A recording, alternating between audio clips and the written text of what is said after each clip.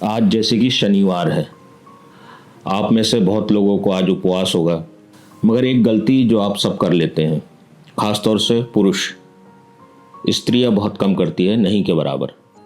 सबसे ज़्यादा गलतियां होती है पुरुषों से। उसका कारण यह है कि हम लोग व्रत उपवास तो जो है भारतीय पद्धति के हिसाब से करते हैं, मगर जब हमको उपवास का धारण करना होता है या उपवास छोड़ना होता है, तो उस बीच में यदि किसी मित्र का जन्मदिन आ गया या कोई पार्टी आ गई, तो हम लोग यह सोचते हैं कि रात 12 बजे के बाद में जो है रविवार लग जाता है।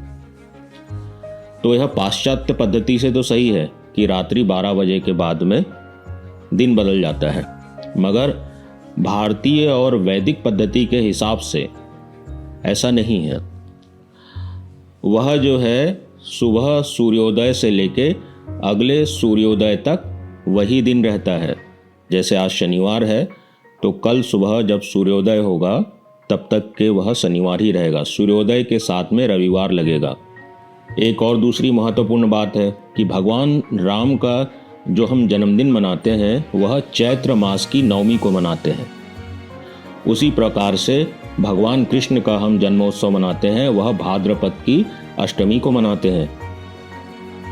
वैसे ही आपका भी जन्मोत्सव है, तो आपको अपनी जन्म कुंडली के आधार पे जो आपका मास है या महीना है, हिंदू पद्धति के हिसाब से जो तिथि है, उस तिथि के दिन ही आपको अपना जन्मोत्सव मनाना चाहिए। खास तौर से कौन सा वाला?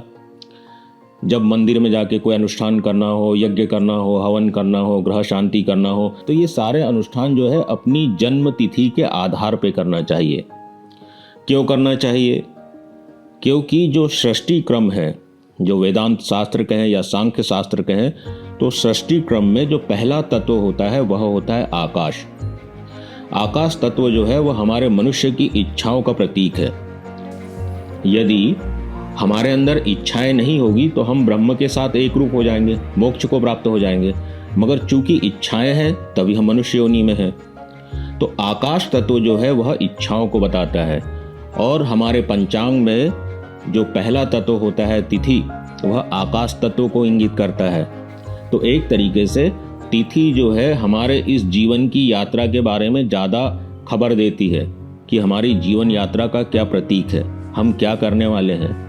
अपना अंग्रेजी महीने के हिसाब से जो हम जन्मदिन मनाते हैं वह पार्टी के लिए ठीक है, केक काटने के लिए ठीक है, मगर धार्मिक अनुष्ठान के लिए सही नहीं है। उससे आपको कोई फल नहीं मिलेगा।